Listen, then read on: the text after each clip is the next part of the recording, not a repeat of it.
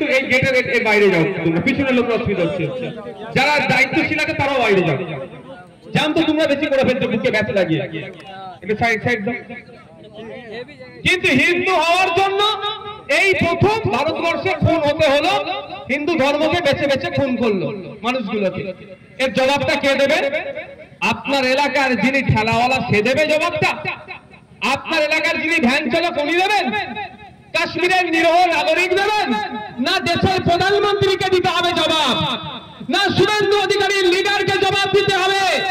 আপনার এলাকার যিনি এমএলএ আছে তার প্রধানমন্ত্রীকে বলতে হবে যে ভারতবর্ষের ইতিহাসে এই ঘটনা ছিল না, হিন্দুকে ডেকে ডেকে খুন করার তোমরা কি সরকার চালাচ্ছ? তোমাদের আমলে ভারতবর্ষে হিন্দুরা সুরক্ষিত নাই কেন? এই জবাবটা কাকে দিতে হবে? প্রধানমন্ত্রীকে দিতে হবে। এই জবাবটা অমিত শাহকে দিতে হবে। এই জবাবটা শুভেন্দু অধিকারীকে দিতে হবে। কারণ এর আগে যত প্রধানমন্ত্রী এসেছে, যত দল ভারতবর্ষ পরিচালনা করার দায়িত্ব পেয়েছিল, কেউ বলেনি কিন্তু আমি হিন্দুকে বাঁচাবো, আমাকে ভোট দাও। এই অপদার্থগুলো বলেছিল যে আমাকে ভোট দাও, আমি হিন্দুকে বাঁচাবো। ভোট নিয়ে কি হিন্দুকে বাঁচাতে পেরেছে ভাই? উল্টে হিন্দু ভাইদের ইতিহাসে, ভারতবর্ষের ইতিহাসে আমার হিন্দু ভাইদের উপরে যে অত্যাচার হয়নি এদের আমলে হলো, সেটা এই শুভেন্দু অধিকারীদের আমলে হলো। আপনার এলাকার যিনি এমএলএ আছে তাদের আমলে হলো। ওরা এটা দেখিয়ে কি বোঝাতে চাইছে? বরঞ্চ প্রশ্ন আপনাকে আমাকে করতে হবে, তোমরা বলছো হিন্দু হিমালয় সম্রাট মোদীজি, তাহলে তোমাদের আমলে হিন্দু ভাইরা তো বেশি সুরক্ষিত থাকবে। সুরক্ষিত আছে না তারা আতঙ্কিত আছে? ভাই কাশ্মীরে কি হলো? দেখে দেখে হত্যা করা হলো। এই যখন আমরা এটা বলতে শুরু করছি, শুভেন্দু বাবু বলা বন্ধ করে দিয়েছে। দেখছো তো আমাদেরই ভুল হয়ে গেছে। দায়িত্ব নিয়েছিল 2011 সালের আগে মমতা ব্যানার্জি এই মানুষের কাছে গিয়ে গিয়ে বলেছিল মুসলমান বিপদে আছে, শিক্ষাতে মুসলমান পিছিয়ে, স্বাস্থ্য মুসলমানের দুরবস্থা, কর্মসংস্থান নাই মুসলমানের, ওয়াকফ সম্পত্তি উদ্ধার করব। এক কথাই মুসলমান বিপদে আছে, ভোট দাও বিপদ থেকে উদ্ধার করব। ঠিক 2014 সালে যেরকম আমার ভারতবর্ষের হিন্দু ভাইদেরকে দিল্লির মোদীজি, দিল্লির বিজেপি বোকা বানিয়েছিল, 2011 সালে ভারতীয় পশ্চিমবাংলার মুসলমানকে এই মমতা ব্যানার্জি বোকা বানিয়েছে। তার প্রমাণ আমি দিয়ে দিচ্ছি। আপনারা এখানে বিভিন্ন অঞ্চলের মানুষ আছেন, বিভিন্ন বুথের মানুষ আছেন, একজন হাত তুলে বলুন 11 বছর নয় 14 বছর চলছে, 14 বছর আপনার এলাকার কোন নতুন একটা শিক্ষা প্রতিষ্ঠান হয়েছে? সরকারি শিক্ষা প্রতিষ্ঠান হলে হাত তুলে বলবেন। আমাকে খুশি করার জন্য মিথ্যা বলবেন না, সৃষ্টিকর্তার কাছে কিন্তু জবাব দিতে হবে, এটা মাথায় রাখবেন। আমি যেমন অসত্য পথ অবলম্বন করি না, আমি আশা করবো আমার সামনে যারা বসে আছেন তারাও অসত্য পথ অবলম্বন করবে না। যদি একটা কোনো শিক্ষা প্রতিষ্ঠান হয়ে থাকে হাত তুলে বলবেন যে শিক্ষা প্রতিষ্ঠান হয়েছে, 1 নম্বর কথা। দ্বিতীয় কথা, যদি আপনার এলাকা থেকে কোনো একজন সরকারি চাকরি পেয়েছে হাত তুলে আমাকে দেখাবেন। 3 নম্বর কথা, আপনার এলাকার ওয়াকফ সম্পত্তি উদ্ধার হয়েছে, এই ধরনের ঘটনা ঘটলে হাত তুলে দেখাবেন। আছে কেউ? কিন্তু 2011 সালের আগে কি বলেছিল? মুসলমান বিপদে আছে, ভোটটা তৃণমূলকে দাও, মুসলমানকে বিপদ থেকে উদ্ধার করবে। উদ্ধার তো দূরের কথা, এই 14 বছরে উন্নয়ন কিছু হয়নি, শুধু লুটেছে। আর কিছু গুন্ডা টাইপের মুসলিম নেতাদের মুসলমানকে নেতা বানিয়েছে, এর বাইরে শিক্ষিত মুসলমানকে জায়গা দেয়নি। আমি দায়িত্ব নিয়ে বলছি, যে যত ভালো বোম মানতে পারবে সেই মুসলমান নেতার লোকটিকে সব থেকে বড় পদে বসাবে। কিন্তু মুসলমানদের মধ্যে যে সমস্ত শিক্ষিত মুসলমান আছে, সমাজের জন্য ভাবে, দেশের জন্য ভাবে, জাতির জন্য ভাবে, কওমের জন্য ভাবে, বাংলার জন্য ভাবে, তৃণমূল সেই মুসলমানকে জায়গা দেবে না। উন্নয়ন হয়েছে, কিসের উন্নয়ন হয়েছে জানেন? 14 বছরে পাড়ায় পাড়ায় ইলিগাল মদের দোকানের উন্নয়ন করেছে, এর বাইরে কিচ্ছু করেনি। 2014 সালের আগে আমার হিন্দু ভাইদেরকে গিয়ে বলেছে হিন্দু বিপদে আছে, হিন্দু খাতরে মে হ্যায়, হিন্দু ভোট দাও বিজেপিকে, তাহলে খাতরা থেকে উদ্ধার হবে। হয়েছে উদ্ধার? আরো বেশি তরুণ উঠে গিয়েছে। 2014 থেকে 2019 আদিবাসীদের দলিতদের উপরে সারা ভারতবর্ষে সব থেকে বেশি অত্যাচার হয়েছে। কয়েকদিন আগে উত্তরপ্রদেশে ধরে পিটিয়েছে। অপরাধটা কি দলিত সমাজের মানুষদেরকে? তোরা দলিত, তোরা নিচু জাত, তোদের এত সাহস হলো কোথাকার থেকে যে বিয়ে বাড়ির লজ ভাড়া করে মেয়ের বিয়ে দিচ্ছিস? ভাবতে পেরেছেন? আবার এই দলিতদের ভোটটাই 2014 সালের আগে ভুল বুঝিয়ে নিয়েছে। আপনার সাউথ ইন্ডিয়াতে দলিত সমাজের ছেলে ইঞ্জিনিয়ারিং পড়াশোনা করছে, ডিগ্রি করছে, মারধর করেছে। শুধু মারধর করে ক্ষান্ত হয়নি, তাকে পিচ্ছাপ, নিজের পিচ্ছাপ করি তাকে পিচ্ছাপ করে তাকে পান করাতে বাধ্য করেছে এই বিজেপির আমলে। কিন্তু হিন্দুর ভালো চাইছিল, হিন্দু বিপদে ছিল, উদ্ধার করবে বলেছিল। ঘোড়ার ডিম উদ্ধার হয়েছে। আপনার এলাকার মানুষজনের কথাই যদি আমি বলি, প্রতি বছরে ফি বছর এই খানাকুলের মানুষ বন্যায় ডুবে। এটা আজ থেকে নয়, আমার বাপরা আমল, দাদুর আমল, তার আমল থেকে খানাকুলের জন্ম থেকে হয়ে আসছে। প্রতি বছর আসে, খানাকুলের মানুষ পানি নিচে চলে যায়। আচ্ছা বলুন, এখানে হিন্দু মুসলমান নির্বিশেষে যায়। ইউপিএসসি নমুনা কোশ্চেনের বলা, গতকালকে আমি পড়ছিলাম রাত্রে, ইউপিএসসির নমুনা কোশ্চেনে বলা, মানে একটা কোশ্চেন আছে, ওই নমুনা কোশ্চেনে উল্লেখ আছে নদী ভাঙনের, এগুলো তো নদী ভাঙনের সব পার্টি পড়ছে তো বিভিন্ন জায়গায় বিভিন্ন ভাবে। এই নদী ভাঙন বা এই কন্ট্রোলের দায় কার? যে বন্যা হয়ে যাচ্ছে, নদী ভাঙনে ক্ষতিগ্রস্ত হচ্ছে, এই দায়ভার কার? এটা ইউপিএসসি নমুনা কোশ্চেনের কথা বলছি আমি, আমার গল্পের কথা বলছি না। সেখানে উত্তরে লেখা আছে সিডব্লিউসি, সেন্ট্রাল ওয়াটার কমিশন সম্পূর্ণভাবে দায়ী কোন জায়গায় নদী ভাঙন হলে বা এই ধরনের এই ফ্লাড হলে। তাহলে বলুন, প্রতি বছরে বন্যাতে মানুষ ডুবে যাচ্ছে, ক্ষতিগ্রস্ত হচ্ছে, নদীর পাড় ভেঙে যাচ্ছে, মানুষ প্লাবিত হচ্ছে, এই দায়ভার কেন্দ্রের যে সরকার চলছে তার। এরা হিন্দু হিন্দু ভাই ভাই করলেও খানাকুলের হিন্দু ভাইরা পানির নিচে ডুবে যাচ্ছে। অন্তত হিন্দু ভাইগুলোকে বাঁচাবার জন্য খানাকুলের দুটো মাস্টার প্ল্যান করতে হবে।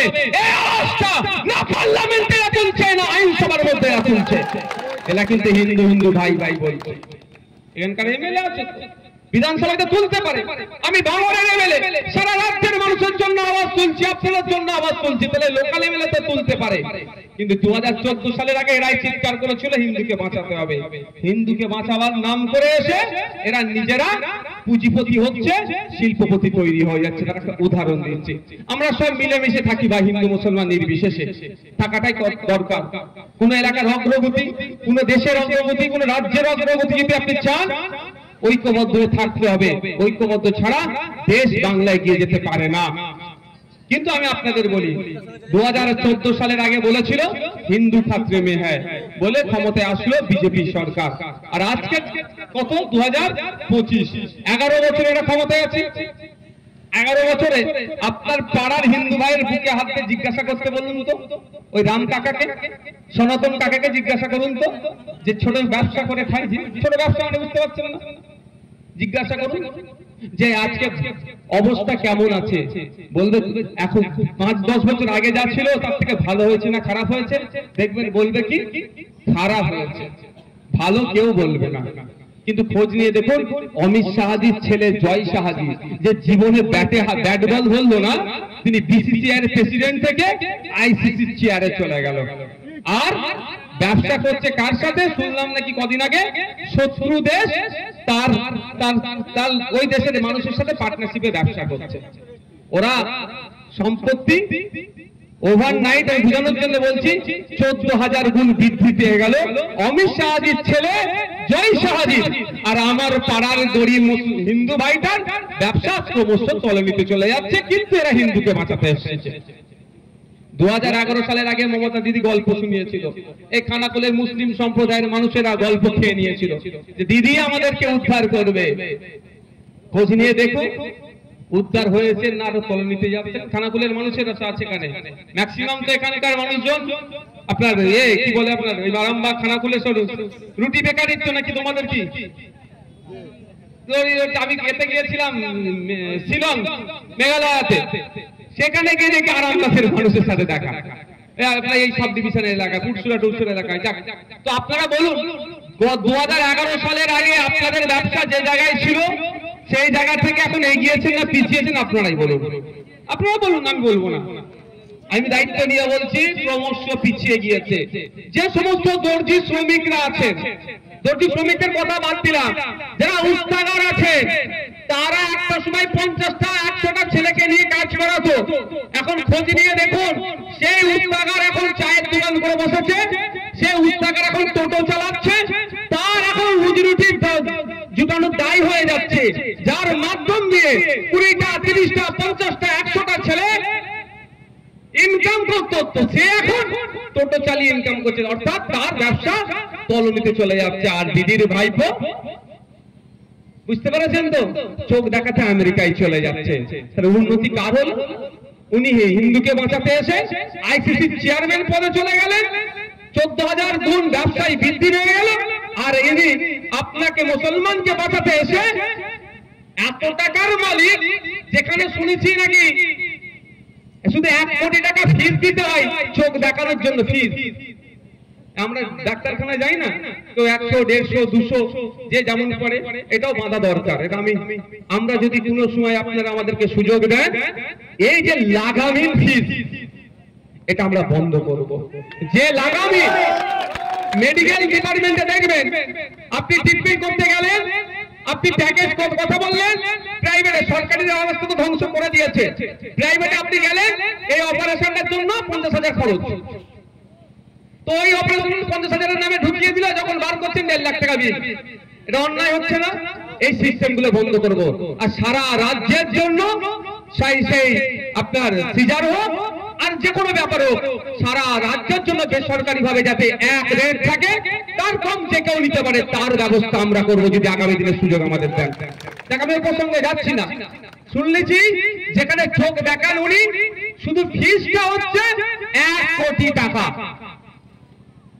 আপনারা আপনি আমি তো ভোট দিয়ে নেতা বানিয়েছি, আপনাকে আমাকে বাঁচাতে এসেছিল, বাঁচাতে এসে তার ভাইপো 1 কোটি টাকার ফিস দিয়ে চোখের ট্রিটমেন্ট করছে, আর আমি আপনি 5,000 টাকা আমাদের কাছে হচ্ছে না চোখের ছানিটা কাটাবার জন্য, তাই না? আবার ওই 5,000 টাকার চোখের ছানিটার কথা বলছে একটি স্পেশাল ভালো লেন্স দেবো, ওটা 15,000। ঘোড়ার ডিম লেন্সটার দাম হয়তো 800 টাকা এক্সট্রা লাগবে, বোকা বানিয়ে দিচ্ছে আমাদেরকে। এটা তো আটকাতে হবে। যেই নরমাল লেন্সে আমরা অপারেশন করে প্রথম লাগাবে বলছে, তারপরেই বলছে এর থেকে একটা ভালো লেন্স আছে, যদি তোমার চোখে লাগায় 5,000 টাকা, তখন 15,000 হয়ে যাচ্ছে, কিন্তু ওটা এক্সট্রা দাম খুব বেশি হলে 800 টাকা। এটা জানে না? নওশাদ যদি দুদিনের রাজনীতি করা ছেলে জানে, স্বাস্থ্যমন্ত্রী জানে না এইরকম ভাবে গ্রামের নিরীহ মানুষদেরকে লুটা হচ্ছে? স্বাস্থ্যমন্ত্রী জানে না? তিনি মালুম করতে পারছেন না কেন? উনি কেন দায়িত্ব নিয়ে ঘোষণা করতে পারছেন না যে এই কোয়ালিটির লেন্স দিয়ে অপারেশনের রেট এই রাখতে হবে, এর বাইরে কেউ নিলে তাকে ধরে জেলের মধ্যে রাখা হবে? এই ব্যবস্থা করছে কি? এটা করছে না। আর কেন করছে না? আর আমি বলছি বলে আমার এই যে বলছিল না কালো পতাকা দেখাবে, কারণ কি? কারণ কি কালো পতাকা কেন দেখাবে? খোঁজ নিয়ে দেখুন, যত প্রাইভেট হসপিটাল গুলো আছে তাদের মালিকের সাথে এর মালিকের ভালো যোগাযোগ আছে, বুঝতে পেরেছেন? মাসহারা দেয় ওর মালিককে, মালিকের জন্য তো একটু কি করে, আমি ঘেউ ঘেউ বললে হলে কুকুরের সাথে তুলনা করছে, আমি ঘেউ ঘেউ বলবো না ভাই, বলে বললে কুকুরের সাথে তুলনা করছে, আমি ওটাতে যাবো না। বুঝতে পারছেন আসলে রহস্যটা কোথায়? ওই জন্য তো কালো পতাকা দেখাবে, দেখা না কেউ একজন দেখিয়েছে জিন্দেগিতে, বলে কালো পতাকা কালো কি হবে, চলে যাবে না, আমি একদম কালো হয়ে যাবো, এমনি কালো হয়ে যাচ্ছি, উনি চাপ নেই। ভাই বন্ধুগণ, আপনি ফিরে আসি কাশ্মীরের পেহেলগাঁওতে। আমাদের প্রশ্ন করতে হবে, কি কয়েকটা প্রশ্ন করতে হবে, না করলে হবে না। যে কাশ্মীরে 5 মিটার 10 মিটার ছাড়া ছাড়া সেন্ট্রাল ফোর্স থাকে, সেই কাশ্মীরে কিভাবে ঢুকলো একটা পার্কের মধ্যে, ভ্যালির মধ্যে ঢুকে ধর্ম জেনে জেনে খুন করলে পালাতে সক্ষম হলো? প্রশ্ন করবেন না? সেই সময় আর্মিরা কোথায় ছিল? সারা পৃথিবীর মধ্যে সব থেকে বেশি আর্মি কোথায় আছে জানেন? সেটা হচ্ছে সেনা, সেটা হচ্ছে কাশ্মীরে। তাহলে ওখানে সম্ভব হলো কি করে? আমি গিয়েছিলাম সমীর গুহর বাড়িতে, বেহালাতে বাড়ি, তার স্বামীকে মেরে দিয়েছে, তার স্ত্রীর সাথে আমি কথা বলেছি, তিনি বলেছেন ধর্মীয় পরিচয় জেনে খুন করেছে যেমন সত্য, তিনি আরেকটা সত্য কথা, আমার অনেক সত্য কথা বলেছে, তার মধ্যে একটা সত্য কথা তিনি অসত্য কথা বলেনি, আমি বিশ্বাস করি। তিনি তার মধ্যে একটা কথা বলেছে যে তার স্বামীকে গুলি করার বেশ কিছুক্ষণ পরবর্তীই বেঁচে ছিল, কিন্তু 2 ঘন্টা পরে তাদেরকে রেস্কিউ করতে এসেছে, ফলে তার স্বামী মারা গিয়েছে। হয়তো যত সময় আসলে আমরা সমীর গো ভাই আমাদের স্যারকে জীবিত অবস্থায় ট্রিটমেন্ট করে ফিরিয়ে নিয়ে আসতে পারতাম। তাহলে প্রশ্ন এখানে, যেখানে ঢুকে গুলি চালিয়ে 2 ঘন্টা পরে আর্মি আসলো, সেনা আসলো, তাহলে এই 2 ঘন্টা হয় আমাদের সেনাদের কাছে খবর যায়নি, আর না হলে আমাদের সেনাদেরকে আসতে দেয়নি। এটা তদন্ত সাপেক্ষ। তাহলে কোন গাদ্দার গুলো ছিল, যে গাদ্দার গুলোর জন্য আমাদের ভারতবর্ষের নিরীহ 26 জন হিন্দু নাগরিককে শহীদ হতে হয়েছে, সেটাকেও খুঁজে বার করতে হবে। তারা কাশ্মীরের বর্ডার থেকে, তারা পাকিস্তানের বর্ডার থেকে ওই জঙ্গিগুলোকে, যারা মানবতার শত্রু, তারা শুধু কাশ্মীরের শত্রু নয়, সারা ভারতবর্ষের যারা শত্রু, তাদেরকে আসতে সহযোগিতা করলো, তাদের হাতে বড় অস্ত্র তুলে দিল, সেই বেটাগুলোকে খুঁজে বার করে তাদেরকে বিচার করে ফাঁসিতে ঝুলাতে হবে। কিন্তু বিচারটা করবে কে? মোদিজি মনে হয়? বিচারটা করবে অমিত শাহজি? বিচারটা করবে শুভেন্দু অধিকারীর নেতা? বিচারটা করবে আপনার এখানে যিনি এমএলএ আছেন তার নেতা? 2019 সালে পুলওয়ামার মতো ঘটনা ঘটেছিল, আমাদের সেনাকে শহীদ করে দিয়েছিল, সেই সময়ও শুনেছিলাম জবাব দেওয়া হবে। জবাবটা শুধু স্টেজে বসে পাবলিককে দিয়েছিল ভোটের জন্য। 6 বছর হতে চলেছে, এখনো পর্যন্ত জানতে পারলাম না 300 কিলো আরডিএক্স নিয়ে, 300 কিলো বিস্ফোরক নিয়ে কে আসলো, আর জঙ্গিগুলোর বিরুদ্ধে কজনের বিরুদ্ধে ব্যবস্থা গ্রহণ হলো, ওই 300 কিলো বিস্ফোরক আনার সহযোগিতা কে করলো এখনো পর্যন্ত আমরা খুঁজে পেলাম না। তাহলে আজকের পর থেকে এই প্রশ্ন হবে তো ভাই, এই প্রশ্ন করতে হবে যে উত্তর দাও, কবে ওই 4-5 জন যারা এসেছিল, এসে আমাদের নাগরিকদের খুন করে গায়েব হয়ে গেল, ওদেরকে খুঁজে বার করবে। সে পাকিস্তানে থাকুক, আফগানিস্তানে থাকুক, বাংলাদেশে থাকুক, আর ট্রাম্প দাদুর কোলে উঠে বসে থাকুক, তাদেরকে খুঁজে বার করে আনতে হবে। ভারতবর্ষে নিয়ে এসে দেশের আইনে ফাস্ট ট্র্যাক কোর্টের মাধ্যমে 6 মাসের মধ্যে বিচার করতে হবে এবং ফাঁসিতে ঝুলাতে হবে। কবে হবে এটা বিজেপির বন্ধুদেরকে জবাব দিতে হবে। বলবেন তো ভাই আজকের পর থেকে? যারা গল্প শোনাবে অনেক কিছু, তাদেরকে কথা বলবেন ভাই খুঁজে বার করার দায়িত্ব ভারত সরকারের, নওশাদ সিদ্দিকীরও নয়, আর আপনার পাড়ার সমীর কাকারও নয়, সনাতন কাকারও নয়। খুঁজে বার করার দায়িত্ব কার? শুভেন্দু অধিকারীর নেতার। যদি না খুঁজে বার করতে পারে, ব্যর্থতার দায় নিয়ে পদত্যাগ করুক, অন্যদের হাতে দায়িত্ব তুলে দিক, তারা খুঁজে বার করার চেষ্টা করবে। এটা বলতে হবে ভাই। এটা নিয়ে হিন্দু মুসলমানের মধ্যে লড়াই করার চেষ্টা করছে। ব্যর্থ হলো অমিত শাহজি, ব্যর্থ হলো প্রধানমন্ত্রী, ব্যর্থ হলো দেশের আপনার যারা ইন্টেলিজেন্স ডিপার্টমেন্টে আছে, গোয়েন্দা বিভাগ, আর দায়টা কার কাছে গেল? গরিব মুসলমান ঠেলাওয়ালার কাছে। ওকে যে বলছে এই কাশ্মীরে কেন টেরর অ্যাটাক হলো, আর ও করিয়েছে না? ওর দায়িত্ব ছিল আটকানোর। দায়িত্ব ছিল আটকানোর কার? শুভেন্দু অধিকারীর নেতা। সে ব্যর্থ হয়েছে, ব্যর্থতার দায় গরিব মুসলমানের উপরে চাপাচ্ছে। তা বন্ধুগণ, আপনাকে আমাকে সজাগ থাকতে হবে। এরা আপনাকে আমাকে দায় ঠেলে দিয়ে এদের ব্যর্থতা থাকার চেষ্টা করবে, আর এই ফাঁদে আমরা কিন্তু পা দেব না, এটা মাথায় রাখবেন বন্ধুগণ। যে দ্বিতীয় প্রশ্ন যেটা আছে, একটা ঘড়ি রাখো, দেখেন একটা ঘড়ি রাখতে বলছি তো, একটা মোবাইল রাখো না।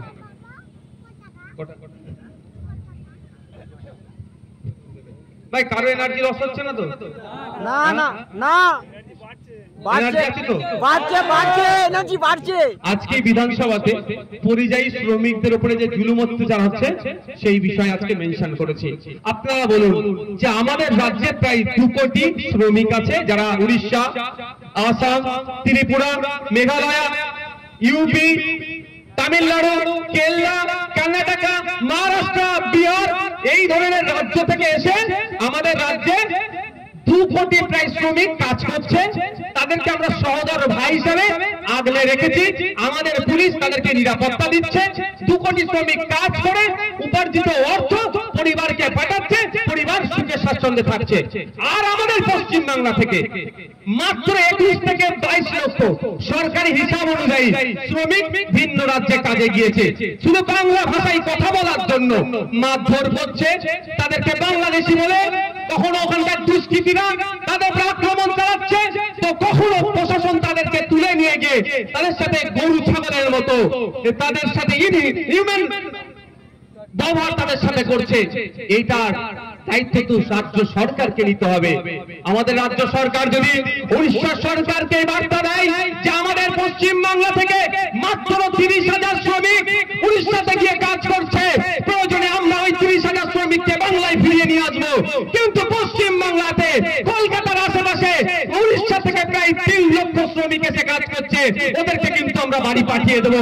তাহলে উড়িষ্যাতে কিন্তু বাংলার শ্রমিকের অত্যাচার বন্ধ হয়ে যাবে, হবে না ভাই?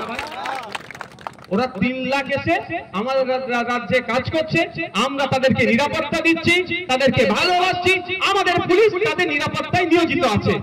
আর আমাদের বাংলা থেকে মাত্র 30,000 শ্রমিক উড়িষ্যাতে গিয়ে কাজ করছে, তাদেরকে মারধর করছে। এটা মাথায় রাখবেন। কেউ যদি বলে শুধু মুসলমান হওয়ার জন্য তাদের মারধর করছে, সে কিন্তু মূর্খের সাগরে বাস করছে, নাহলে মাইন্ডকে ডাইভার্ট করার চেষ্টা করছে। হিন্দু মুসলমান নির্বিশেষে বাংলায় কথা বলার জন্যই মারধর করা হচ্ছে। গতকাল রাত 12টার সাথে আমার কাছে একটা মেসেজ আছে, যেখানে বলা হচ্ছে যে মহারাষ্ট্রে মীরা রোড থেকে 3 জনকে তুলে নিয়ে গেছে পুলিশ। যাদের অপরাধটা কি, তারা নাকি বাংলাদেশি, এই মর্মে তুলে নিয়ে গিয়েছে। সেই 3 জনের একটু নাম শুনবেন। শুধু যদি বলে করেন মুসলমান কি তুলে নিয়ে গেছে, আয়েশা বিবি, প্রথম নামটা মুসলমান বললাম, দিলীপ ঢালি, আমার ফোনে আছে নামটা, দিলীপ ঢালি, আর একটা কি তেরেনা না কি একটা নাম, কঠিন পাড়া নাম। 3 জনকে তুলে নিয়ে গেছে। তাহলে সব কি মুসলমানকে তুলে নিয়ে যাচ্ছে নাকি? বাংলা ভাষায় কথা বলছে বলে এই যে অত্যাচার হচ্ছে ভিন্ন রাজ্যে আমাদের শ্রমিকদের উপরে, এটা বন্ধ করার দায়িত্ব কার? এটা হচ্ছে পশ্চিম বাংলা সরকারকে বন্ধ করতে হবে। এটা পশ্চিম বাংলার মুখ্যমন্ত্রী যদি উড়িষ্যার মুখ্যমন্ত্রীকে ফোন লাগায় যে এগুলো না বন্ধ করলে আপনার 3 লাখকে কিন্তু আমি বাড়ি পাঠিয়ে দেবো, একদিন যাবে না, কয়েক মুহূর্তের মধ্যে অত্যাচার বন্ধ হয়ে যাবে। কিন্তু করছে কি? করছে না। মার খাচ্ছে কে? মুসলমান। মার খাচ্ছে কে? গরিব হিন্দু। মার খাচ্ছে কে? দলিত। মার খাচ্ছে কে? আদিবাসী। এই জন্য এদের হয়ে কেউ কথা বলার নাই। আর নওশাদ সিদ্দিকী এদের হয়ে কথা বলছি বলে নওশাদ সিদ্দিকীকে চ্যালেঞ্জ করছে 2026-এ নাকি হারিয়ে দেবে। আমি বলে এসেছি ওই চুনোপুটির কথা আমি ভাই শুনবো না। পারলে তোদের সব থেকে বড় নেত্রীকে ভাঙড়ে দাঁড় করা, তাই বুঝে নেবে। কোন চুনো? ওই রকম নেতা ওদের দলে 400-500 আছে। 400-500 নেতা যদি একবার করে উত্তর দিতে দিতে তো আমার 400-500 ঘন্টা চলে যাবে ভাই। কেন ওর কথা উত্তর দেবো? কিন্তু একটা কথা বলে দিয়েছি, লড়াই হবে যদি মমতা ব্যানার্জির সাথে হবে। শিয়ানে লড়াই হতে ভালো লাগবে নাকি? আমি ন্যাশনাল লেভেলের ভলিবল প্লেয়ার, হ্যাঁ ভলিবল আমি খেলেছি। তো আমি জীবনে যত ভালো পারফরমেন্স করেছি তার মধ্যে একটা আমার এগেনস্টে সিনিয়র ইন্ডিয়া টিমের 3-4 খানা প্লেয়ার ছিল। দুর্গাপুরে একটা টুর্নামেন্ট খেলতে গেছিলাম, গিয়ে দেখি সব সিনিয়র ইন্ডিয়া প্লেয়ার, আমাদের কলকাতা রেলের কটা, ইস্টার্ন রেলের কটা প্লেয়ার। মানে ওদের একটা প্লেয়ার যদি থাকে আমাদের 6 জনকে হারিয়ে দেবে, এরকম একটা ভাই। বাপেরও বাপ আছে তো ভাই, যেটা ভাষায় বলে, বড় প্লেয়ার আছেই তো অবশ্যই। তো ওইখান থেকে গিয়ে আমি ম্যান অফ দ্য ম্যাচ নিয়ে এসেছিলাম। আমি সেই ছেলে কিন্তু মাথায় রাখি, ওদের এগেইনস্টে লড়াই করে ম্যান অফ দ্য ম্যাচ আমি পেয়েছিলাম, যদি হেরে গেছিলাম। কিন্তু লড়াই করার ছেলে আমি, পিছপা হওয়ার ছেলে নয়, এটা মাথায় রাখবেন। সুতরাং কে কি বললো ওটা নিয়ে ভেঙে পড়বেন না। আর যে বলছিল সাবধান না দলে জয়নিং হ্যান ত্যান, ভাই শুরুতে তো সবাই গা ভাসাতে পারে, শুরুতে তো সবাই গা ভাসাতে পারে। হুক্কা একজন হুক্কা হুয়া করলে 50টা হুক্কা হয়ে যাবে। স্রোতের বিপক্ষে দাঁড়িয়ে অন্যায় যে 26,000 চাকরি বাতিল হয়েছে, এই 26,000 জনই কি চুরি করেছে নাকি? এই 26,000 জনই কি টাকা দিয়ে ঢুকেছে নাকি? এই 26,000-এর মধ্যে অনেক ভালো ছেলে আছে, তাদের পিতারা সকালবেলা উঠে মাঠে গিয়ে ইনকাম করেছে, মাথার ঘাম পায়ে ফেলে মাঠে ফেলে 300 টাকা রোজে তার ছেলেকে পড়িয়েছে, তারপরে ছেলেটা চাকরি পেয়েছে। আজকে দুর্ভাগ্য তার ছেলেরও চাকরিটা বাতিল হয়েছে এই তৃণমূলের, এই যে নেতাদের দুর্নীতির জন্য, অন্যায়ের জন্য। তাই এই যার মেধা ছিল, যার চাকরি চুরি গিয়েছে, যার চাকরি বাতিল হয়েছে, তার হয়ে আমি কথা বলবো না? এই জন্য যদি আমাকে কালো পতাকা, সবুজ পতাকা, রঙিন পতাকা, যা পতাকাই লাগাকে না কেন 100 বার দেখাক নওশাদ সিদ্দিকী, যারা ন্যায় ভাবে বৈধ পন্থা অবলম্বন করে চাকরি পেয়েছে, তাদের হয়ে গলা ফাটাবো। এই গলা ফাটানোর জন্যই তো আমাকে জেলে দিয়েছে। তো 100 বার যদি আমাকে জেলে দেয়, আমি ন্যায় কথা বলে যাব, জেলকে আমি তুচ্ছ মনে করবো, ন্যায়টা বলাটি আমার কাছে প্রাধান্য, আমি সেটা বলে যাবো। এই যে আমার আমিও বলছি, শুভেন্দু অধিকারীও বিরোধিতা করছে। আচ্ছা, আমার বিরোধিতার মধ্যে একটা শব্দ বলতে পারবেন যে শব্দটা কারো সম্মানে আঘাত লেগেছে? যার এই শব্দটা কোন ধর্মের মানুষকে আঘাত লেগেছে, আমার একটা শব্দ ওরা খুঁজে বার করতে পারবে না যার দ্বারা কেউ অপমানিত বোধ করেছে। আমি রাজনৈতিকভাবে বিরোধিতা করার পরও আমার উপরে এত চাপ কেন? আচ্ছা, স্পেশাল অবজারভার থানা খুলে দিয়েছে, এটা বিজেপির এমএলএ তো ভাই, তৃণমূলটা এখানে হারানোর জন্য স্পেশাল অবজারভার দেওয়া দরকার ছিল, দিয়েছে? পুরস্কারে দিয়েছে? দেয়নি। দিয়েছে কোথায়? ভাঙড়ে। কেন? কেন? ওরা চায় না কোনদিন কোন মুসলমান শিক্ষিত, আমি শিক্ষিত নিজেকে বলছি বোঝানোর জন্য বলছি, কোন মুসলিম প্রশ্ন করুক। ওরা চায়নি কোনদিন কোন দলিত প্রশ্ন করুক, ওরা কোনদিন চায় না কোন আদিবাসী প্রশ্ন করুক, এরা কোনদিন চায় না। আপনারা জানেন ডক্টর অনিকেত মাহাতো নাম শুনেছেন তো? অভয়াকাণ্ডের সময় যে কজনের নাম উঠেছিল মানে প্রতিবাদী হিসাবে ডক্টর অনিকেত মাহাতো ঝাড়গ্রামে।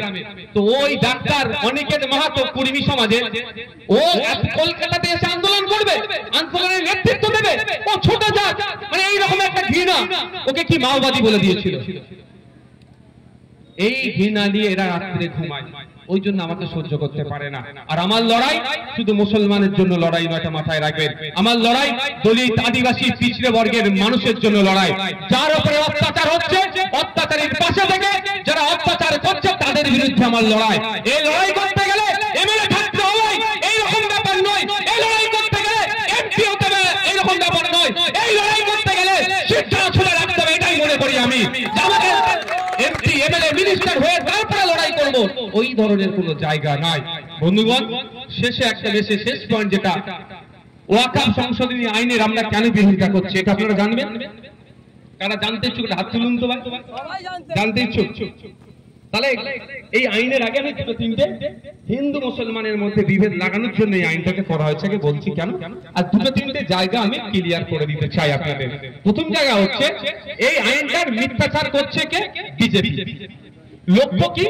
বিজেপির বন্ধুদের ভালো ভালো জায়গাতে নজর পড়েছে, কলকাতা, আহমেদাবাদ, গুজরাট, দিল্লি, মহারাষ্ট্র, যত বড় বড় শহর আছে ওই শহরে দেখবেন প্রত্যেক শহরে ওয়াকফ সম্পত্তি আছে, আর ওই ওয়াকফ সম্পত্তিগুলোতে কবরস্থান, মাদ্রাসা, মসজিদ বেশি আছে। ওইগুলো দখল নেওয়ার ইচ্ছা গিয়েছে মোদির বন্ধু, তো মোদিজির বন্ধু দখল নেওয়ার ইচ্ছে গেছে, এমনি তার কেড়ে দিতে পারবে না। মোদিজিকে বলেছে ওই জায়গাটা আমার লাগবে, তো মোদিজি বলছে থাম দাঁড়া, একটা আইন করে দিচ্ছে, আইনের মাধ্যমে কেড়ে তোকে দেবো। এই হচ্ছে ব্যাপার। এটা হিন্দু মুসলমানের লড়াই নয়, ওয়াকফটা নিয়ে এটা মাথায় রাখবেন। কারণ পার্লামেন্টের দুটো কক্ষে, রাজ্যসভায়, লোকসভাতে যে সমস্ত বিরোধী দলের এমপি গুলো যুক্তি তর্ক দিয়ে বিজেপিকে কার্যত চুপ করিয়ে দিয়েছিল, শুধুমাত্র তাদের কাছে সংখ্যা ছিল বলে তারা এটাকে পাস করিয়েছে। যারা যুক্তি তর্ক দিয়ে বিজেপিকে চুপ করিয়ে দিয়েছিল তাদের মধ্যে মুসলমান খুব বেশি হলে 10% ছিল, বাকি 90% দলিত, আদিবাসী, খ্রিস্টান, অন্যান্য জাতের মানুষ এবং হিন্দু সমাজের মানুষ, তারাই ওয়াকফ সংশোধনী আইনের বিরুদ্ধে পার্লামেন্টে লড়াই করেছিল। যদি এটা হিন্দু মুসলমানের ব্যাপার হতো তারা কেন লড়াই করতে পারে পার্লামেন্টে? শুধু তাই নয়, এই আইনটা যখন ওরা সংখ্যার জোর দেখিয়ে পাস করেছে, মামলা হয়েছে। আমি একজন মামলাকারী, সুপ্রিম কোর্টে আমিও মামলা করেছি। আমার 7 জন উকিল আছে, 7 জনের মধ্যে 4 জন ভাই নন মুসলিম। যদি এটা মুসলমানদেরই সমস্যা হতো সেই উকিলগুলো আমার কাছে জানাতো মনে হয়।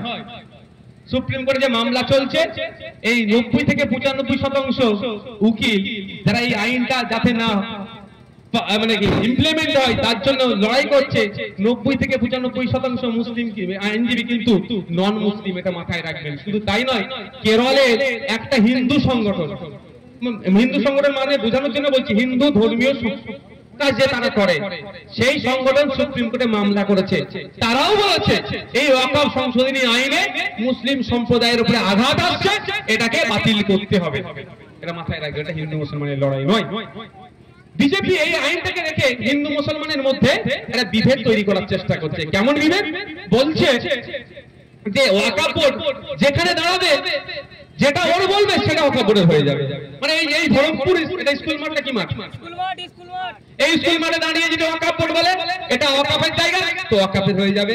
আমার হিন্দু ভাইয়ের তুলসী তলাতে গিয়ে যদি বলে এটা ওয়াকাফের জায়গাতে তুলসী তলাটা নাকি ওয়াকাফের হয়ে যাবে। আমার হিন্দু ভাই মন্দিরে গিয়ে যদি বলে ওটা ওয়াকাফের জায়গাতে ওয়াকাফ হয়ে যাবে, আপনার জায়গায় ওয়াকাফ বোর্ড দাঁড়িয়ে যদি বলে ওয়াকাফের জায়গা নাকি ওটা ওয়াকাফের হয়ে যাবে, এই বলে একটা মিথ্যাচার করছে। এইটা যদি আমার হিন্দু ভাইদের কাছে বা যার কাছেই শোনা হয়, সে কি বলবে আইন তুলে দিবা দরকার। কি আইন রে বাবা, সেখানে দাঁড়াবে সেটাই ওয়াকাফের হয়ে যাবে, আইন তুলে দেওয়া দরকার তো বলবে। কিন্তু এটা কি ধরনের কি আইন আছে? আইন তো নাই। উল্টে আপনাদের বলি, ওয়াকাফ বোর্ডের আরটিআই তথ্য অনুযায়ী পশ্চিম বাংলায় 1,43,000 সামথিং একর ওয়াকাফ সম্পত্তি আছে। তার মধ্যে 25,000 একর, একটু বেশি মানে 75,000 বিঘা ওয়াকাফ সম্পত্তি এখনো উদ্ধার করতে পারেনি। আমি এত পাওয়ারফুল না, আমি আমার নিজের 75,000 বিঘা সম্পত্তি উদ্ধার করতে পারছি না, আমি নাকি আপনার জায়গায় দাঁড়ালে ওটা আমার হয়ে যাবে। আমি আমার সম্পত্তি উদ্ধারের জন্য ওয়াকাফ ট্রাইব্যুনালে গিয়ে কান্নাকাটি করছি, হাইকোর্টে গিয়ে কান্নাকাটি করছি, সুপ্রিম কোর্টে গিয়ে বলছি মাই লর্ড আপনি একটা অর্ডার করে দেন, ওই আরামবাগ শহরে ওই ওয়াকাফ সম্পত্তিটা বেদখল হয়ে গেছে যাতে আমি উদ্ধার করতে পারি। আমি কান্নাকাটি করছি, আমার জায়গা আমি পাচ্ছি না। এদিকে আমি এত পাওয়ারফুল, আমি আপনার তুলসী তলাতে দাঁড়ালে নাকি তুলসী তলাটা আমার হয়ে যাবে, আমি আপনার মন্দিরে দাঁড়ালে নাকি মন্দিরটা আমার হয়ে যাবে, আমি আপনার ঘরে দাঁড়ালে নাকি আপনার ঘরটা আমার হয়ে যাবে। এটা সম্পূর্ণ মিথ্যাচার করা হচ্ছে। এবার আসা যাক আমরা এই আইনের কেন বিরোধিতা করছি, এটা আমাদের জানতে হবে। এই আইনে বলা হচ্ছে কি জানেন, 5 বছর আপনাকে প্র্যাকটিসিং ইসলামের মধ্যে থাকতে হবে। এবার প্র্যাকটিসিং ইসলামের ডেফিনিশনটা দেয়নি, সংজ্ঞাটা কি কি হবে। প্র্যাকটিসিং ইসলামের হতে গেলে 5 বছরের সংজ্ঞাটা কি হবে দেয়নি। দাঁড়িয়ে রাখতে হবে, নামাজ পড়তে হবে, রোজা রাখতে হবে, হালাল খেতে হবে, হজে যেতে হবে, যাকাত দিতে হবে, ফিতরা দিতে হবে, এইসব কিচ্ছু বলেনি। শুধু বলে দিয়েছে 5 বছর প্র্যাকটিসিং ইসলামের মধ্যে আপনাকে থাকতে হবে, তাহলে আপনি ওয়াকফ করতে পারবেন। এটা আইনটা শুনতে সহজ লাগছে, কিন্তু ভবিষ্যতে যাতে না আপনি ওয়াকফ করতে পারেন তার রাস্তা বন্ধ করে দিচ্ছে। এবার আপনি বলুন, আপনি এখানে দাঁড়িয়ে মানে একজন ইমাম সাহেব যদি যায়, সবার কথা ছেড়ে দিলাম, একজন ইমাম সাহেব গেল, গিয়ে অফিসারকে বলছে আমি ওয়াকফ করব। অফিসার মুখের দিকে তাকিয়ে যদি বলে তোমার কপালে দাগ নেই, তুমি তো ঠিকঠাক নামাজ পড়োনি, কি করবেন তখন? তুমি ওয়াকফ করতে পারবে না, কিছু করতে পারবেন? হয়তো উনি গিয়ে বাড়িতে গিয়ে কপাল টপাল ছিঁড়ে ছাড়ে আবার যাবে পরের সপ্তাহে, এই দেখো আমার কপালে দাগ, নামাজ পড়ে পড়ে হয়ে গেছে। আরে ভাই, নামাজ পড়লে অনেকের কপালে দাগ হয়, অনেকের কপালে দাগ হয় না। কপালে দাগটা কি নামাজির প্রমাণ নাকি? তাহলে ও কপাল ছিঁড়ে ছাড়ে পরের সপ্তাহে যাবে। অফিসার যদি বলে এই বছরে 29টা রোজা গিয়েছে, আপনি তো 25টা রোজা রেখেছেন, 4টে ছেড়ে দিতেন, চলেন ঘরে যান, আপনি ঠিক করে মুসলমানই এখন হতে পারেন না, কি করবেন আপনি? তাহলে ওয়াকফ করতে পারবেন? কিন্তু এইখানটায় আপনি কেন আমরা বিরোধিতা করছি? সংবিধানের 15 নম্বর আর্টিকেলে বলা হচ্ছে জাত, ধর্ম, বর্ণ, লিঙ্গ দেখে কোনো আলাদা আলাদা ভাবে তার সাথে আচরণ করা যাবে না। এবার আসা যাক, ভারতবর্ষে শুধু মুসলমানদের জন্য কি ওয়াকফ আইন আছে? আমার হিন্দু ভাইদের ধর্মীয় সম্পত্তি রক্ষার জন্য আইন আছে না নাই? ভারতবর্ষের মুসলমানদের জন্য সারা ভারতবর্ষে একটা আইন আছে, আর আমার হিন্দু ভাইদের ধর্মীয় সম্পত্তি, মন্দির, শ্মশান, দেবদেবীর নামে সম্পত্তি রক্ষণাবেক্ষণের জন্য অনেক রাজ্যে একটা আইন আছে, আবার অনেক রাজ্যে আলাদা আলাদা মন্দিরের জন্য আইন আছে। তামিলনাড়ু রাজ্যে একটা আছে, 1959 সালে আইনটা তৈরি হয়েছে। উত্তরপ্রদেশে বিভিন্ন মন্দিরের জন্য আলাদা আলাদা আইন আছে। তো সেখানে একবারের জন্য বলা নাই যে 5 বছরের আপনাকে হিন্দু হতে হবে তাহলে আপনি দান করতে পারবেন। বা খ্রিস্টানদের গির্জার জন্য কেউ সম্পত্তি উৎসর্গ করতে গেলে, ধর্মের নামে কেউ সম্পত্তি উৎসর্গ করতে গেলে ওখানে বলা নাই যে আপনাকে 5 বছর ধরে প্র্যাকটিসিং খ্রিস্টান হতে হবে তাহলে আপনি সম্পত্তি উৎসর্গ করতে পারবেন। এটা শুধু মুসলমানদের জন্য বলা হচ্ছে। এটা সংবিধানের 15 নম্বর আর্টিকেলে আঘাত দেওয়া হচ্ছে। এটা আর এই আইনটা টোটাল যেটা তৈরি করেছে 2025-এ সংশোধনী আইন, সংবিধানের 14, 15, 25, 26, 29, 300 এই ধরনের এত কটা অনুচ্ছেদে আঘাত দিচ্ছে, সেই জন্য আমরা এর বিরোধিতা করছি। এই আইনে বলা হয়েছে যে 1963 থেকে লিমিটেশন অ্যাক্ট, ওই অ্যাক্ট অনুযায়ী, ওই অ্যাক্টটা হচ্ছে একটা অর্ডিনারি অ্যাক্ট। ওই আইনে বলা হয়েছে আমাদের অনেক সময় দেখবেন মাঠে ঘাটে কোনো জায়গা জমি আছে তো নাকি ভাই? আপনার জায়গাতে যদি কেউ 12 বছর বসবাস করে নেয় আপনি তাকে জোর করলেও তুলতে পারবেন না। ও যদি কোর্টে গিয়ে মামলা করে, ওকে আপনাকে জায়গার একটা অংশে ভাগ দিতেই হবে। কিন্তু আইন এতদিন পর্যন্ত আছে এখনো যে আমার মন্দিরের সম্পত্তিতে, আমার মসজিদের সম্পত্তিতে, সরি গির্জার সম্পত্তিতে, আমার গুরুদুয়ারের সম্পত্তিতে, আমার অন্যান্য ধর্মীয় মানুষের ধর্মীয় সম্পত্তিতে 12 বছর কেন 22 বছর 32 বছর কেউ বসবাস করলেও তাকে ওই সম্পত্তি থেকে ভাগ দিতে হবে না। অর্থাৎ লিমিটেশন এক ধর্মীয় সম্পত্তির ক্ষেত্রে প্রযোজ্য ছিল না। নতুন যে আইন মোদিজি নিয়ে এসে মুসলমানদের উপকার করছে, ওই আইনে বলা হচ্ছে যে লিমিটেশন এক 1963 যেটা আছে সেটাকে তুলে দেওয়া হলো। তুলে দিলে ক্ষতিটা কি হবে একটু আপনাদের বুঝিয়ে দিই। পীর আব্বাস আলী গোরাচাঁদ রহমতুল্লাহ আলাইহির সম্পত্তি আছে হাড়োয়া বিধানসভার অন্তরে। ওই হাড়োয়া বিধানসভাতে উনার মাজারের ওয়াকফ সম্পত্তি ছিল 1000 বিঘা। কত? 1000 বিঘা ওয়াকফ সম্পত্তি ছিল। চুরি করতে করতে করতে করতে করতে করতে এখন কোথায় এসে দাঁড়িয়েছে জানেন? মাত্র 5 বিঘাতে। তাহলে 995 বিঘা সম্পত্তি লুট হয়ে গেছে। যদিও মমতা ব্যানার্জি বলেছিলেন ক্ষমতায় আসলে ওয়াকফ সম্পত্তি উদ্ধার করে দেব, উদ্ধার করা তো দূরের কথা, আরো বেশি তার আমলে সম্পত্তি চুরি হয়েছে, ডাকাতি হয়েছে। আগে চুরি হতো, আগে সরকারের আমলে চুরি হতো, এখন সম্পত্তির ডাকাতি হয়ে গেছে। তো নতুন আইনে বলা হয়েছে যে ওই সম্পত্তিগুলোকে মেয়াদ হতে পারে বছর 14 বছর দেখিয়ে দেবে। তাহলে ওই বাকি 995 বিঘা সম্পত্তি আর কোনোদিন ফিরে পাবে না ওই মাজার কমিটি। মানে বুঝতে পারছেন?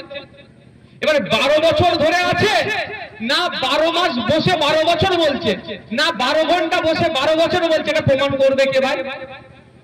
তাহলে ওয়াকফ সম্পত্তি নিয়ে শুধু মামলা হবে, কোর্টে যাও কোর্টে যাও কোর্টে যাও। এই জন্য এর বিরোধিতা আমরা করছি যে সর্বধর্মের মানুষের জন্য ভারতবর্ষ আইনে আছে, সেখানে মুসলিম সম্প্রদায়ের মাদ্রাসা মসজিদের সম্পত্তিকে বেদখল হয়ে যাচ্ছে, আপনি এমন আইন করলেন কেন? এর বিরুদ্ধে আমরা। মোদিজি আইনে বলা, আগের আইনে ছিল ওয়াকফ সম্পত্তি নিয়ে কেউ দুর্নীতি করলে 2 বছর পর্যন্ত জেল হবে। মোদিজি যে নতুন আইন করেছে সেই আইনে বলছে 6 মাস জেল হবে। তো উপকার করলে না অপকার করলে ভাই? হ্যাঁ একটু বললেন না ভাই? আরে ক্ষতি হবে না? তাহলে তো ওয়াকফ নিয়ে দুর্নীতি বেড়ে যাবে। মোদিজি যদি বলতেন যে ওয়াকফ সম্পত্তি নিয়ে কেউ দুর্নীতি করলে ওর 2 বছর জেল থেকে বাড়িয়ে সেটা 12 বছর জেল দেওয়া হবে, তাহলে তো মোদিজিকে আমি স্যালুট জানাতাম। এই ধরনের আইনের অনেক চেঞ্জ করে করে করে করে কি করছে? দখল নেওয়ার চেষ্টা করছে। কিভাবে দখলটা নেবে? ওয়াকফ বাই ইউজার। যে ওয়াকফ বাই ইউজার সুপ্রিম কোর্টের ভার্ডিক্ট দ্বারা প্রমাণিত আছে এবং ভারতবর্ষের অনেক আইন দ্বারা ওয়াকফ বাই ইউজার বৈধ, এসে সেটাকে তুলে দিতে চাইছে। ওয়াকফ বাই ইউজারটা কি? সহজে যদি বলি ব্যবহার করতে করতে ওয়াকফ হয়েছে, কিন্তু আরো সহজ যদি বোঝার জন্য বলি মৌখিক দান। আচ্ছা, আমাদের এখানে যারা মুসলিম সম্প্রদায়ের আছেন, মানুষ আছেন, ভিন্ন সম্প্রদায়ের মানুষ অবশ্যই আছে, আপনারা বলুন আপনার এলাকায় 200 বছরের পুরাতন কবরস্থান নাই? 100 বছরের পুরাতন মাদ্রাসা মসজিদ ঈদগাহ নাই? কিভাবে হয়েছে? আপনার এলাকায় যিনি একটু জমিদার ছিল, দেখছে যে 4টে গ্রাম পার হয়ে গিয়ে কবর দিতে হয়। কি বললো? মুরব্বীদের ডেকে বলে আমার ওখানে এই 5 তলার গায়ে ওখানে 2 বিঘা জায়গাটা আছে, যা তোরা কবর দিবি, তোদের পাড়ার সবাই কবর দিবি, আমি আল্লাহর রাস্তায় দিয়ে দিলাম, অফ করে দিলাম। এটাই তো। তারপরে পুরো পাড়ার লোক তো গাও দিয়ে যাচ্ছে, কিন্তু আপনি ওটা পাবেন না। খাতাই কলমে লোকটা অফ করে গিয়েছিল, কিন্তু মৌখিক দান করে গিয়েছিল। মোদিজির ওই কবরস্থানটা এখন নজর পড়েছে, প্রচুর কাগজ দেখাও। তখন তো আপনার পরদাদুকে তার পরদাদু বলে গিয়েছে। আপনার এলাকার মসজিদ আছে, পুরাতন মসজিদ 200-300 বছরের। কি হয়েছে? 4টে গ্রাম পরে মসজিদ আছে, বর্ষাকালে মসজিদে দূরে মসজিদ যেতে নামাজ পড়তে অসুবিধা হয়, দেখেছে মনে দয়া লেগেছে 10 কাঠা জায়গাটা মসজিদ করে নিবি, কি 5 কাঠা জায়গা আছে মসজিদ করে নিবি, আর গ্রামের মানুষের নামে আল্লাহর রাস্তা উৎসর্গ করে দিলাম। এটাই তো, সেই থেকে মসজিদ হয়ে আসছে। আর মোদিজির ওই মসজিদের জায়গাটাতে এখন নজর পড়েছে। আপনার পাড়ারটাতে নজর পড়েনি, পড়লেও দেখাবে না। কোনটাতে নজর পড়েছে বলুন তো? কলকাতার টিপু সুলতান মসজিদটাতে। কলকাতার গল্ফ গ্রিন যে আছে, গল্ফ কোর্স, ওই মাঠটাতে নজর পড়েছে। কলকাতার ভালো ভালো জায়গাগুলোতে মোদিজির বন্ধুদের নজর পড়েছে। দিল্লিতে মোদিজির বন্ধুর নজর পড়েছে। শুধু নয়, শিল্পপতি একটা বাড়ি বানিয়েছে, প্রাসাদ বানিয়েছে। ওই প্রাসাদটা হচ্ছে একটি মাদ্রাসার অনাথ ছেলেদের জন্য উৎসর্গ। সুপ্রিম কোর্টে মামলা চলছে, হেরে যাবে, সেই সময় নতুন আইন করলো ওইটা যাতে না আর হেরে যায়। এই ওয়াক বাই ইউজারটা তুলে দিল, এখন এটা সরকারের হয়ে যাবে, সরকার নিয়ে তার বন্ধুদের দেবে। আমার পাড়ার হিন্দু ভাইদেরকে বোঝাচ্ছে ওয়াকাফ সম্পত্তি নিয়ে তোদেরকে বিলিয়ে দেবো। বাহ, আমার পাড়ার হিন্দু ভাইরা ভাবছে এতে কিছু পেয়ে যাবো।